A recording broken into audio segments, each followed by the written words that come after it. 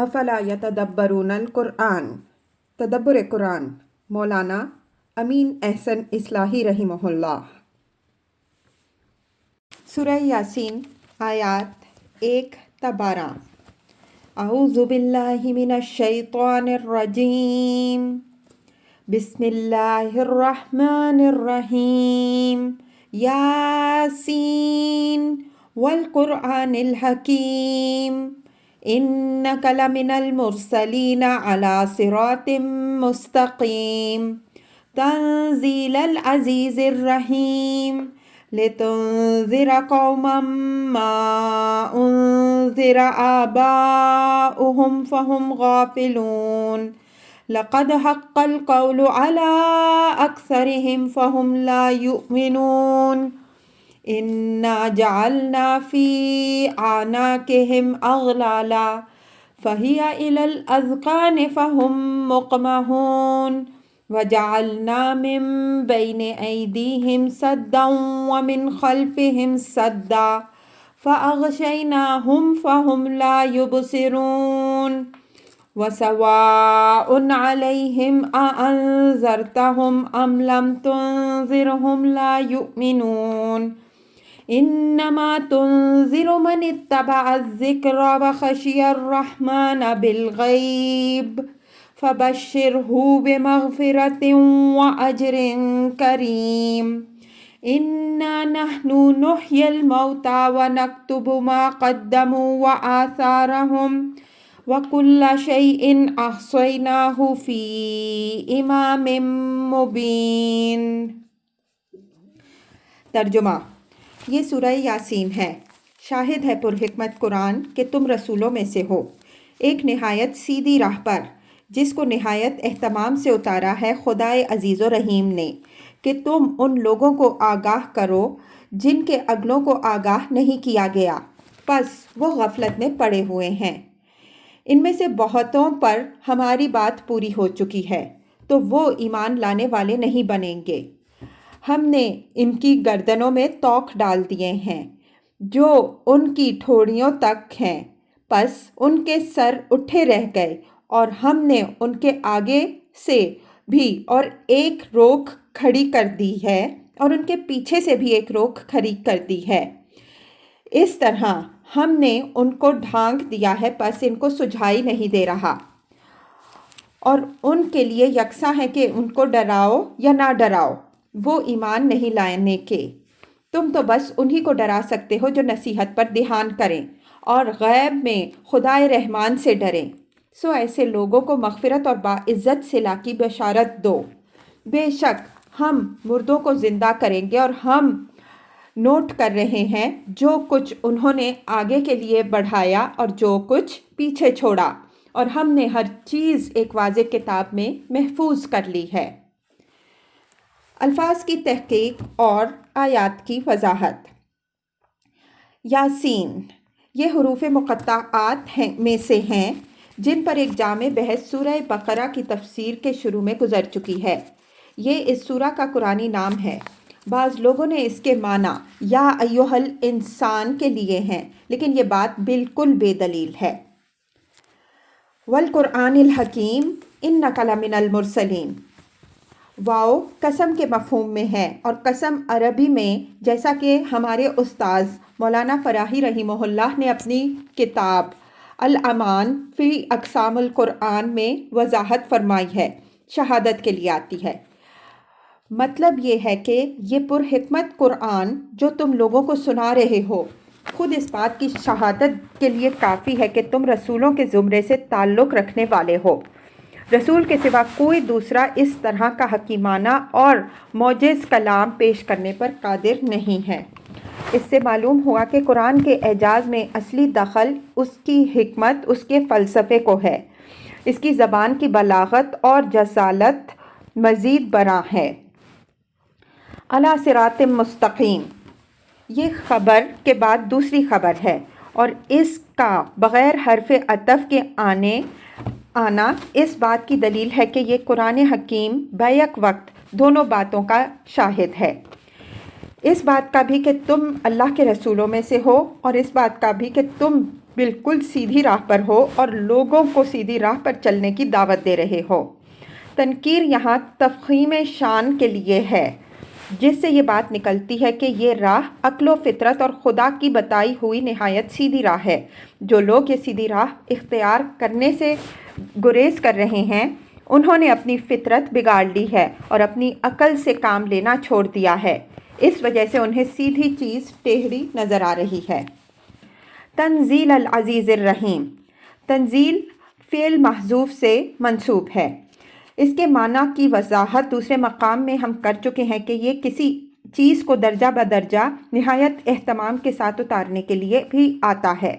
یہ قرآن کے ایک دوسرے پہلو کی طرف توجہ دلائی ہے کہ اس کو خدائے عزیز و رحیم نے نہایت اہتمام و تدریج کے ساتھ اتارا ہے کہ لوگ اس پر غور کریں، اس کو سمجھیں اور اس سے صراط مستقیم کی رہنمائی حاصل کریں۔ یہاں اللہ تعالیٰ کی دو صفتوں کا حوالہ ہے، ایک عزیز، دوسری رحیم۔ ان میں ایک صفت انذار کے لیے ہے اور دوسری بشارت کے لیے۔ مطلب یہ ہے کہ جو لوگ اس کی تکذیب کریں گے وہ یاد رکھیں کہ یہ کسی سائل کی درخواست نہیں، بلکہ یہ ایک عزیز و مقتدر کار فرما واجب الاذعان ہے جو سرکشی کرنے والوں کو لازماً سزا دے گا۔ ساتھ ہی وہ رحیم بھی ہے اور اپنی اس رحمت ہی کے لیے اس نے یہ کتاب اتاری۔ تو جو اللہ کے بندے اس قرآن کی قدر کریں گے ان کو وہ اپنی بے پایاں رحمتوں سے نوازے گا۔ لِتُنذِرَ قَوْمًا مَا أُنذِرَ آبَاؤُهُمْ فَهُمْ غَافِلُونَ۔ یہ قرآن کے اتارنے کا مقصد بیان ہوا ہے کہ اللہ نے اس کو اس اہتمام سے اس لیے اتارا ہے کہ جن کے اندر تم سے پہلے کسی رسول کی بعثت نہیں ہوئی تھی اور وہ غفلت میں پڑے ہوئے تھے، ان کو تم زندگی کے انجام سے اچھی طرح آگاہ کر دو۔ یہ اشارہ بنی اسماعیل کی طرف ہے اور یہ اس عظیم احسان کا بیان ہے جو حضرت ابراہیم علیہ السلام کی دعا اور حضرات انبیاء علیہم السلام کی پیشن گوئیوں کے مطابق اللہ تعالیٰ نے امیوں پر کیا۔ اس میں ان کے لیے ترغیب کے ساتھ یہ ترہیب بھی ہے کہ اگر انہوں نے اس نعمت کی قدر نہ کی تو اپنے لیے سب سے بڑی سعادت کی جگہ سب سے بڑی شقاوت کا سامان کریں گے۔ یہی مضمون دوسرے مقامات میں اس طرح بیان ہوا ہے۔ لِتُنذِرَ قَوْمًا مَا أَتَاهُم مِّن نَذِيرٍ مِّن قَبْلِكَ القصص 46، تاکہ تم ان لوگوں کو آگاہ کر دو جن کے پاس تم سے پہلے کوئی نذیر نہیں آیا۔ لَقَدْ حَقَّ الْقَوْلُ عَلَىٰ أَكْثَرِهِمْ فَهُمْ لَا يُؤْمِنُونَ۔ قول سے اشارہ اللہ تعالیٰ کے اس قول کی طرف ہے جو اس نے ابلیس کے جواب میں اس وقت فرمایا تھا جب اس نے یہ دھمکی دی تھی کہ میں ذریت آدم کی اکثریت کو گمراہ کر کے چھوڑوں گا۔ اس وقت اللہ تعالیٰ نے فرمایا کہ لَأَمْلَأَنَّ جَهَنَّمَ مِنَ الْجِنَّةِ وَالنَّاسِ أَجْمَعِينَ، میں ایسے تمام جنوں اور انسانوں سے جو تیری پیروی کریں گے دوزخ کو بھر دوں گا۔ اسی قول کی طرف اشارہ کرتے ہوئے یہ حضرت صلی اللہ علیہ وسلم کو تسلی دی گئی ہے کہ تمہارا فرض انذار کرنا ہے، وہ کرتے رہو، لیکن یہ توقع نہ رکھو کہ ان میں سے ہر شخص تمہاری دعوت قبول کرے گا، بلکہ ان میں سے بتیرے ایسے ہیں جن پر ہماری بات صادق آ چکی ہے کہ وہ ابلیس کی پیروی کے جرم میں جہنم کے ایندھن بنیں گے۔ اس طرح کے لوگ ایمان نہیں لائیں گے، ان کے درپے اور ان کے لیے فکر مند ہونے کی ضرورت نہیں ہے۔ اِنَّا جَعَلْنَا فِي أَعْنَاقِهِمْ أَغْلَالًا فَهِيَ إِلَى الْأَذْقَانِ فَهُمْ مُقْمَحُونَ۔ یہ ان ایمان نہ لانے والوں کے استکبار کی تصویر ہے کہ گویا ان کی گردنوں میں ایسے طوق پڑے ہوئے ہیں جو ان کی ٹھوڑیوں تک پہنچے ہیں، جس کے سبب سے ان کے سر اس طرح اٹھے ہوئے رہ گئے ہیں کہ وہ نہ نیچے کی طرف جھک سکتے ہیں اور نہ اوپر ہی کی طرف اٹھ سکتے ہیں۔ اس کا نتیجہ یہ ہے کہ وہ نہ زمین کی نشانیاں دیکھ سکتے ہیں اور نہ آسمان کے عجائب ہی پر نگاہ ڈال سکتے ہیں۔ ان کی اس حالت کو اللہ تعالیٰ نے اپنی طرف منسوب فرمایا ہے کہ ہم نے ان کو ایسا بنا دیا ہے۔ اس کی وجہ جیسا کہ ہم جگہ جگہ اشارہ کرتے آ رہے ہیں یہ ہے کہ کسی فرد یا گروہ کی یہ حالت اللہ تعالیٰ کی سنت کے مطابق ہوتی ہے۔ جو لوگ حق سے انحراف و اعراض کی یہ روش دیدہ و دانستہ اختیار کر لیتے ہیں اور اللہ تعالیٰ کی نشانیوں سے آنکھیں بند کر کے زندگی گزارتے ہیں، ان کے اوپر اللہ ان کی خواہشوں اور ان کے اعمال اسی طرح مسلط کر دیتا ہے، جس کا نتیجہ یہ ہوتا ہے کہ پھر کوئی تعلیم و تذکیر ان پر اثر انداز نہیں ہوتی۔ اسی حقیقت کی طرف کلا بل رأنا علی قلوبہم ما کانوا یکسبون المطففین 14 میں ارشاد فرمایا ہے۔ مقمہا اصل میں اس اونٹ کو کہتے ہیں جس کا سر پیچھے کی جانب اس طرح باندھ دیا گیا ہو کہ اس کی گردن ایک خاص حد سے نیچے نہ ہو سکے اور نہ اوپر، بلکہ یہی حال اس شخص کا ہوتا ہے جس کے گلے میں آہنی توق ڈال دیا جائے، وہ بھی اپنا سر نہ نیچے کر سکتا ہے اور نہ اوپر، بلکہ ایک خاص زاویے پر اس کی گردن تنی رہتی ہے۔ یہ جیسا کہ ہم نے اشارہ کیا متکبرین کی تصویر ہے۔ اس طرح کے لوگ اپنے اوپر نیچے اور دائیں بائیں کی تمام نشانیوں سے بے خبر ہی رہتے ہیں، ان کو اپنی انا کے سوا اور کسی چیز کی طرف بھی توجہ نہیں ہوتی۔ وَجَعَلْنَا مِن بَيْنِ أَيْدِيهِمْ سَدًّا وَمِن خَلْفِهِمْ سَدًّا فَأَغْشَيْنَاهُمْ فَهُمْ لَا يُبْصِرُونَ۔ یہ اوپر والے مضمون ہی کی وضاحت ہے کہ اس طرح ہم نے ان کے آگے اور پیچھے دونوں طرف سے اوٹ کھڑی کرتی ہے اور ان کی آنکھوں پر پٹی باندھ دی ہے، جس کے سبب سے انہیں کچھ سجائی نہیں دے رہا ہے۔ ان کی اسی حالت پر سورہ سبا میں اظہار تعجب فرمایا ہے۔ افلم یروا الی ما بین ایدیہم وما خلفہم من السماء والارض، کیا ان لوگوں نے ان کے آگے اور پیچھے جو آسمان و زمین ہیں ان پر نگاہ نہیں ڈالی؟ اس طرح کے متکبرین کے متعلق یہ بات بھی یاد رکھنی چاہیے کہ یہ اپنی پچھلی روایات اور اپنے مستقبل کے مطامع کے غلام ہوتے ہیں۔ یہ دونوں چیزیں ان کی راہ میں اس طرح روک بن جاتی ہیں کہ ان سے ہٹ کر وہ کوئی چیز دیکھنے کے قابل ہی نہیں رہ جاتے۔ وَسَوَاءٌ عَلَيْهِمْ أَأَنذَرْتَهُمْ أَمْ لَمْ تُنذِرْهُمْ لَا يُؤْمِنُونَ۔ ظاہر ہے کہ اس طرح کے لوگ ایک سخت قسم کی عقلی و اخلاقی بیماری میں مبتلا ہوتے ہیں، اس وجہ سے ان کو ڈرنا یا ڈرانا اصل مقصد کے لحاظ سے بالکل بے سود ہوتا ہے۔ یہ لوگ ایمان لانے والے نہیں بنتے۔ ان کو اگر انذار کیا جاتا ہے تو محض اتمام حجت کے لیے کہ قیامت کے دن یہ کوئی عذر نہ پیش کر سکیں۔ سورہ بقرہ کے شروع میں ختمہ قلوب پر جو بحث گزر چکی ہے اس پر ایک نظر ڈال لیجئے۔ انما تنذر من اتبع الذکر وخشی الرحمن بالغیب فبشرہ بمغفرۃ واجر عظیم واجر کریم۔ یعنی تمہاری تعلیم و تذکیر تو بس انہی کے اوپر کارگر ہو سکتی ہے جو تمہاری نصیحت سنیں، اس پر غور کریں اور اپنے دلوں کے دروازے اس کے لیے کھولیں، نیز یہ کہ وہ اپنی عقل سے کام لیں، نرے محسوسات کے غلام بن کے زندگی نہ گزاریں کہ جب تک ان کو عذاب نہ دکھا دیا جائے اس وقت تک کوئی بات ماننے ہی کے لیے تیار نہ ہوں۔ ایمان معتبر وہ ہے جو سمع و بصر اور عقل و دل کی صلاحیتوں سے فائدہ اٹھا کر لایا جاتا ہے، نہ کہ حقائق کو آنکھوں سے دیکھ کر۔ فرمایا کہ جو لوگ سب کچھ آنکھوں سے دیکھ کر ایمان لانا چاہتے ہیں ان کا معاملہ اللہ کے حوالے کرو، البتہ ان لوگوں کو مغفرت اور اجر کریم کی بشارت دو جو غیب میں رہتے خدائے رحمان سے ڈرتے ہیں۔ یہ حقیقت ہم جگہ جگہ واضح کر چکے ہیں کہ خدا سے خشیت در حقیقت اس کی رحمانیت کا تقاضا ہے۔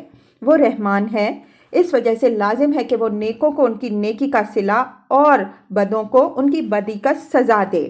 اسی رحمانیت کے ظہور کے لیے اس نے جزا اور سزا کا دن مقرر کیا ہے جس میں اس کی کامل رحمت اور اس کے کامل عدل کا ظہور ہوگا۔ اِنَّا نَحْنُ نُحْيِي الْمَوْتَى وَنَكْتُبُ مَا قَدَّمُوا وَآثَارَهُمْ وَكُلَّ شَيْءٍ أَحْصَيْنَاهُ فِي إِمَامٍ مُبِينٍ۔ یہ اسی روز جزا کی یاد دہانی ہے جو اس کی رحمانیت کا لازمی تقاضا ہے۔ فرمایا کہ ایک دن آئے گا کہ ہم تمام مردوں کو زندہ کریں گے اور اس دنیا میں انہوں نے آگے کے لیے جو کچھ کیا اور پیچھے کے لیے جو کچھ چھوڑا ہے ہم اس سارے کو قلم بند کر کے رہیں گے۔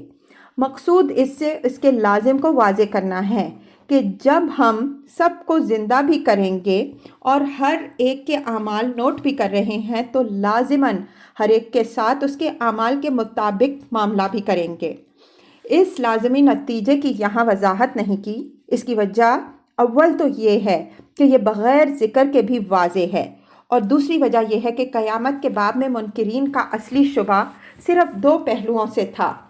ایک اس پہلو سے کہ وہ مرنے کے بعد دوبارہ زندہ کیسے کیے جانے کو مستبد سمجھتے تھے، دوسرا اس پہلو سے کہ اتنی وسیع دنیا کے تمام اعمال و اقوال کون محفوظ کر سکتا ہے کہ وہ ایک دن اس سارے کا حساب کرنے بیٹھے۔ یہ دونوں شبہات یہاں صاف کر دیے گئے ہیں، جس کے بعد اس کا لازمی نتیجہ خود بخود سامنے آ گیا۔ ما قدموا و آثارہم میں وہی مضمون بیان ہوا ہے جو دوسرے مقام پر يُنَبِّئُ الْإِنسَانُ يَوْمَئِذٍ مَا قَدَّمَ وَأَخَّرَ کے الفاظ میں بیان ہوا ہے۔ اس دنیا میں انسان بہت سے کام اپنے تصور کے مطابق آخرت کے لیے کرتا ہے اور بہت سے کام اپنی اس دنیا کی زندگی یا اپنے بعد والوں کے لیے کرتا ہے۔ فرمایا کہ ہم اس کے ان دونوں ہی طرح کے کاموں کو نوٹ کر رہے ہیں۔ وَكُلَّ شَيْءٍ أَحْصَيْنَاهُ فِي إِمَامٍ مُبِينٍ، امام کے اصلی معنی رہنما، ہادی، لیڈر اور مرجع کے ہیں۔ یہیں سے یہ لفظ اس کتاب کے لیے بھی استعمال ہوتا ہے جو سب کے لیے رہنما اور مرکز و مرجع کی حیثیت رکھتی ہو۔ چنانچہ ہود آیت 17 اور احقاف آیت 12 میں یہ لفظ تورات کے لیے آیا ہے۔ یہاں یہ اس مرکزی کتاب کے لیے استعمال ہوا ہے جس میں ہر شخص کے اعمال درج ہوں گے اور جس کے مطابق ہر شخص جزا و سزا پائے گا۔ یہ اوپر والے ٹکڑے کی مزید وضاحت ہے کہ کوئی اس غلط فہمی میں نہ رہے کہ لوگوں کے اعمال و اقوال کی تحریر میں ہم نے کسی غفلت و بے پرواہی سے کام لیا ہے۔ ایسا نہیں ہے، بلکہ ہر چیز ایک نہایت واضح دفتر میں ہم نے درج کر رکھی ہے جو سب کے سامنے اس کا سارا کچا چھٹا پیش کر دے گی۔